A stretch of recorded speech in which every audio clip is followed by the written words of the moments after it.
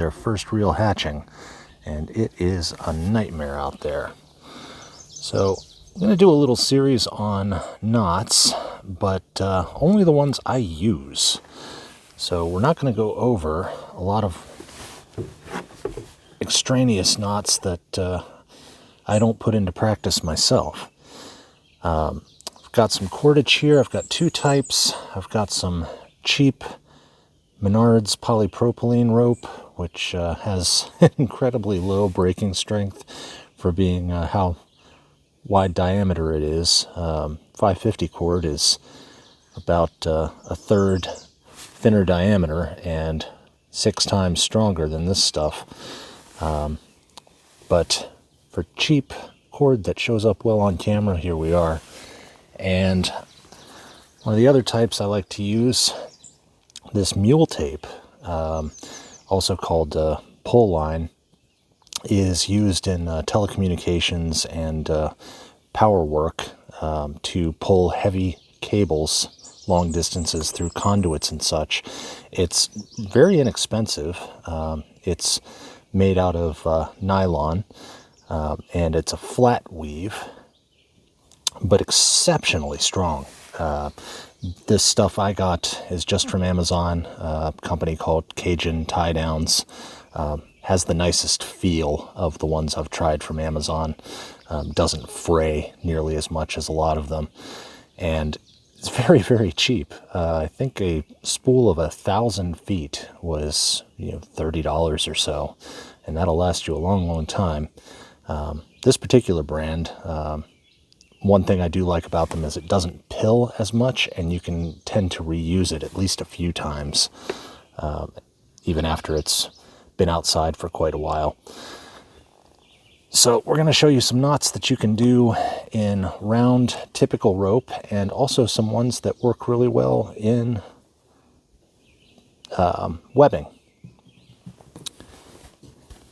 So first we're going to start with the old favorite, the Bolan. And this is one that, see if I can get the focus right here. This is often called the king of knots. It's quite easy to tie. What I'm going to do is I'm going to face my right hand, or whichever your dominant hand is, away from my body. So my palm is facing the ground, away from me. And then I'm going to grab with my index and middle fingers and my thumb from underneath and twist like I'm turning on a car, just folding. But the free end that we're going to be attaching to a thing is going to be laying on top of the rest of the line. So we're going to refer to this end that we're actually working with as the free end from this point on, and we're going to refer to the rest of the line as the running end. So that's our terminology for us. Now, the Bolan is a simple twist up. Now, before we go any further, we would loop this around a tree or a ring or anything that we're tying the loop to, pole, go up, behind, and back down through our original loop. Pinch the new loop and the free end and cinch. And that noose structure that you see there is the key to tell if you've done it correctly. It's a noop with a locking ring there, a little collar. Now, if you don't want the free end inside of the loop, you can do a Dutch Bolan or a cowboy Bolan, which is the same exact knot. Take your free end, hand away from yourself, twist up, go through your loop, around the back from the other side, and back down through the loop.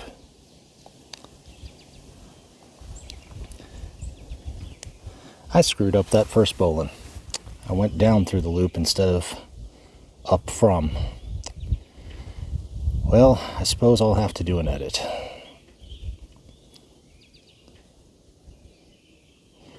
But that is your cowboy Bolan.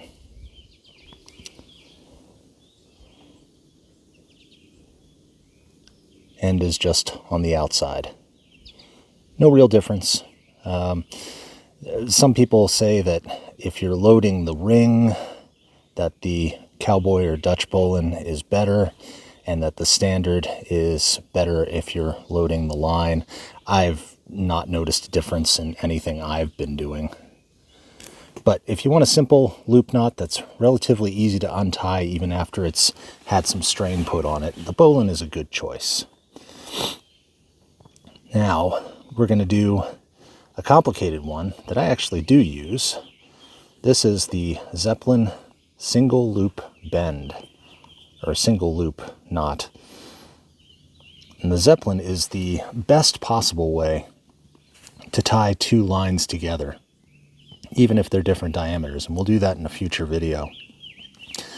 But the Zeppelin loop is a very symmetrical knot that is also extremely easy to untie, but unlike the Bolan, doesn't have any issues with shaking free if it's being rattled in both directions, which can happen, and there's a safety method to prevent that in the Bolan that I'll show you later, called the Scots locked Bolan. But the Scots locked Bolan is not a very symmetrical knot, and kind of bulky and weird. So what we're going to do is take our free end, and this time we're running it under our running end. And we're tucking it through the loop we just made. And there we've made a simple overhand pretzel knot. Now the way I do this, so this one's not quite as easy, is take these two center pieces of the pretzel, pinch them together. That'll help keep you organized. Now, if you're just making a loop knot, again, just like the Bolan, this is where you would wrap it around a thing before you do the rest, or you can just make it into a loop. So we're going to dive down through the pretzel on the far side, closest to the running line. And then we're going to come back up here. We're going to keep these together, okay? Now we're going to take our free end, get yourself a little slack, and we're going to dive down through our new loop.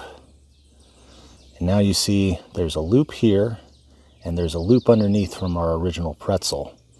We're going to come back up through both of those.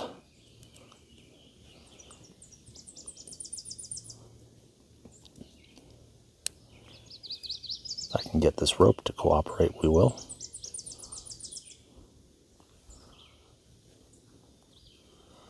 And then we're going to cinch our free end tight and cinch our running end tight. And what you can see here is you've got a very symmetrical loop that runs pretty much perpendicular, or pretty much parallel with the rest of the running line. It's got those two structures there running down with a locking collar, and those two structures there running up with a locking collar. And the nice thing about this one is it does not come undone on its own. I mean, you can always add a safety overhand over here to keep that free end from possibly starting to work its way through, but I've never seen that happen. But to break this one open, all you have to do is move the one locking collar up towards the top line and the other locking collar down towards your loop, and pull those locking collars, and the whole thing comes undone. Great knot.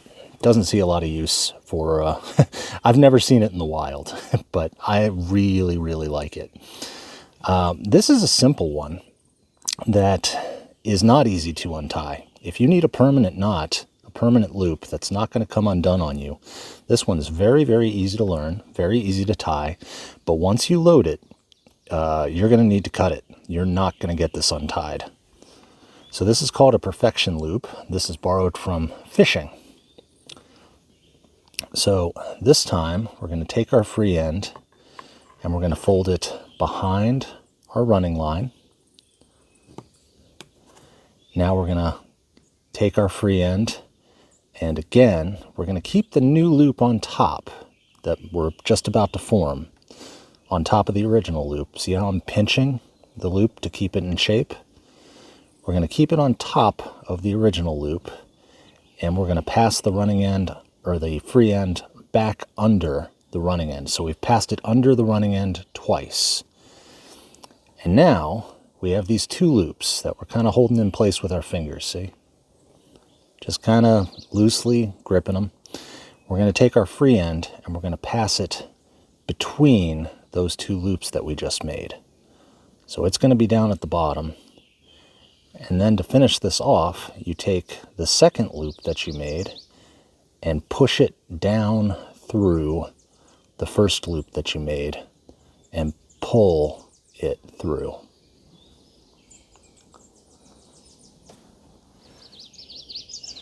And you're going to start to see a lot of similarities in all of these knots, some features and characteristics they all tend to share.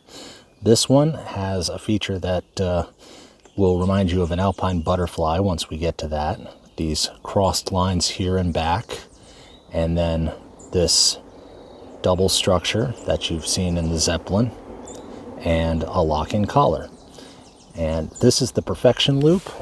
It's extremely strong. It doesn't take much strength away from the rope. The only downside to it is you really can't untie it once you've put any strain on it. I mean, really, forget about it. Okay, so we're going to take this opportunity to revisit the first Bolan that I screwed up. Working with the camera between me and the rope is messing up my groove.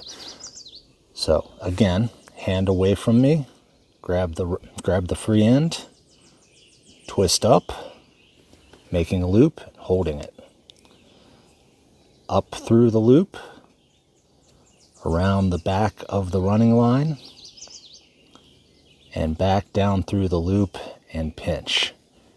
And then pull your free end. And that is a proper Bolan. Whoops. Sorry about the first one, guys. I'll clip that out.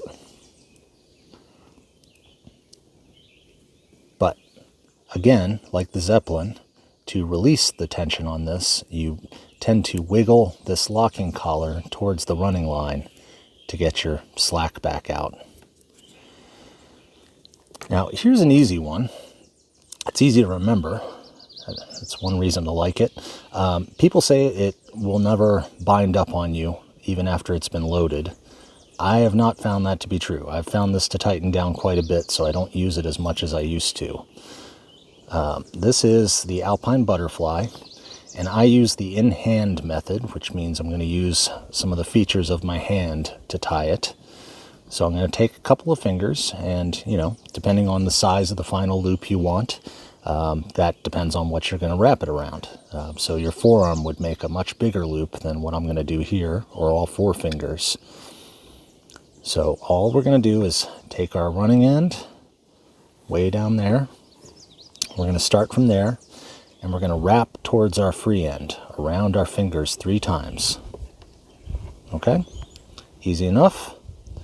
Our free end is over here. Now we pick up the first loop we made, and we jump it across both of the other two and leave it in place. Now we pick up the new end of the line rope and jump it over the other two. Okay? And the one that we just used to jump, we're going to tuck it through the other 2 loops. This is the point where you can adjust the size a bit and start dressing it up. You do need to dress this one and get it looking correct before you tighten it down. And then you have a fixed loop, Now you can do this one closer to the end of the rope and have a traditional fixed loop, or with the in-hand method I showed you, you can do it in the middle of a line, which is very handy. I have a different one that I prefer for this use these days because it does come undone very easily and it's also pretty strong. So the features of this one: 2 locking collars, 2 lines passing behind the locking collars, and the crossed lines in back. This one, if the Bolan is considered the king of knots, this one is often referred to as the queen of knots.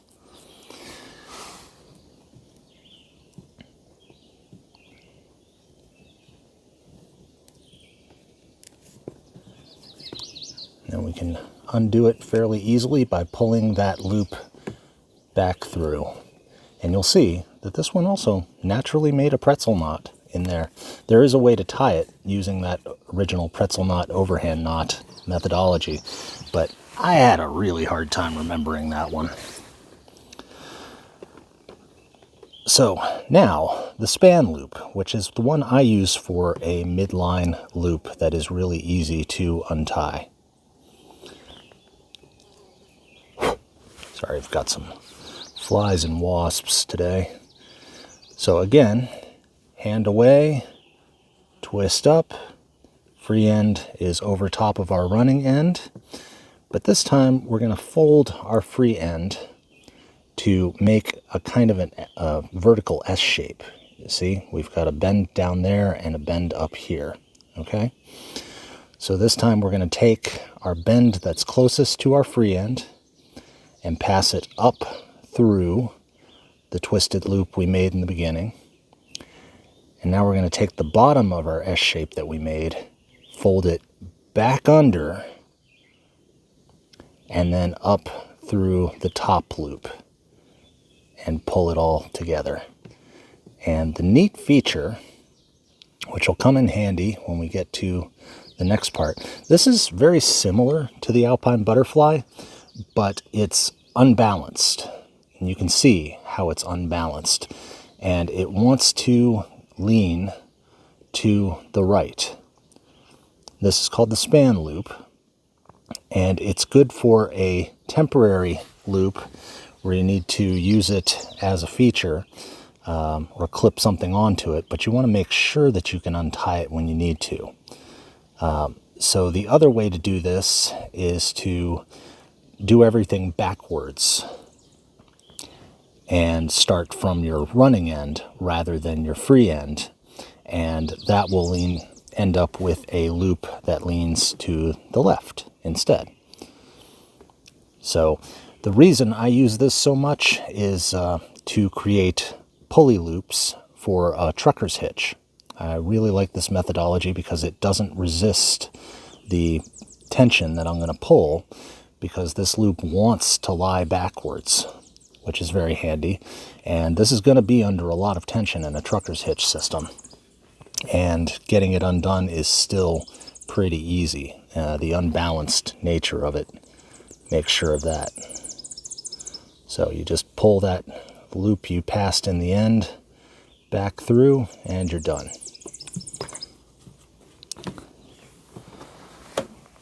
Let's see. There's the perennial figure 8. I will leave that one to the thousands of other YouTube videos that use that. I don't use that one. I just don't. I know it's one of the strongest loop knots, but it's just not one I need or use. It's bulky, it uses up a lot of line, and it's extremely hard to get undone if it's under a lot of load. So, the Mule Tape, some people will say that it's really, really hard to get knots to hold in webbing. And it can be, especially with thick webbing, but this stuff's very thin. You can generally use it just like regular rope. That's one reason I like it. And this stuff is rated for 2,000 pounds of pull. So, 4 times as strong as 550 cord, and takes up a fair amount less volume. The one type of cordage I don't have in front of me is number 36 bank line, which is my usual outdoors favorite for stuff that's going to be exposed to wind, sun, rain, all sorts of weather for a long time. That tarred nylon is cheap, packs really well, is reusable, but it's too thin to show in a demo, I feel. Oh, it would be annoying for the viewer. So let's do that Bolan one more time. Again, hand is away from me. Pinch and twist up. But this time, we're going to do the Scott's locked Bolan. Actually, I'm going to give myself even a little bit more slack. So hand away, pinch, twist up. Take our free end. Come up. Go behind your running line. Back down. Give yourself a little extra slack, because instead of tightening everything down at this point, which is what you would normally do, we're going to come back up and over the loop we just made, the loop right here. Going to come up and over that, and then we encounter another horizontal strand there. We're going to go under that, and then we encounter another horizontal strand there, and we're going to go over that. And you can see that we've got quite the nest going on there. And now we start tightening everything down from all sides.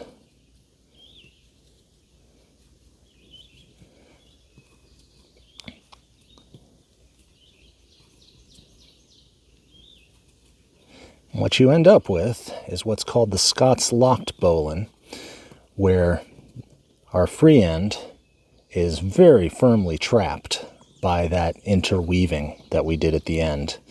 And the line ends up parallel to the running end. And you have your loop. It's quite a bulky knot. There's been some testing done that showed it's really just as strong as a regular Bolan. But it's not going to shake loose on you. This one I have not found to be easy to undo when it's had some strain put on it. So be aware of that. But it also is perfectly suited for mule tape.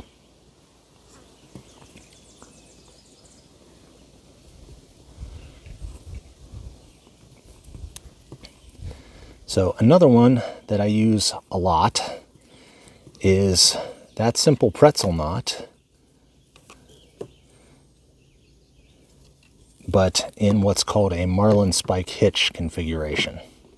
So just like the Bolan, hand away from myself, sorry fly, twist up,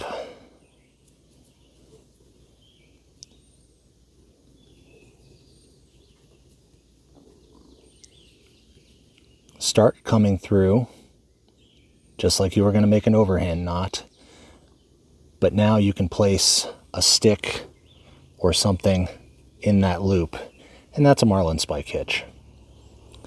What this is good for is having a very temporary attachment point that will just pull cleanly through when you're done, and it's good for hanging up gear, and more often than not, using it for additional leverage to pull something.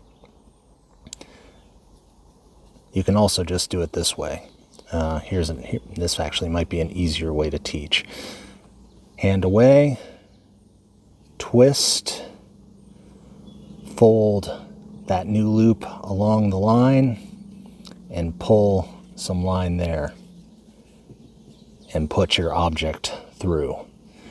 Now, the direction in which you do this matters. One direction is going to slip and collapse into a standard knot. The other direction will let you pull just about as hard as you want. So we'll do this with an example here. Twist, fold up, and insert. Here, we'll use a knife for a visual here. Insert a knife through that loop or a stick, and tighten it down. And now I have a handle that I can get my whole grip around and pull tension on. And I've used this for tightening down truckers' hitches, attaching a stick to a line to drag something behind me. And the wonderful thing is when you're done and you don't need it anymore, it just pops free. Is it a secure knot? No, not at all. Is it useful? Absolutely. So those are the big loop knots that I tend to use most often.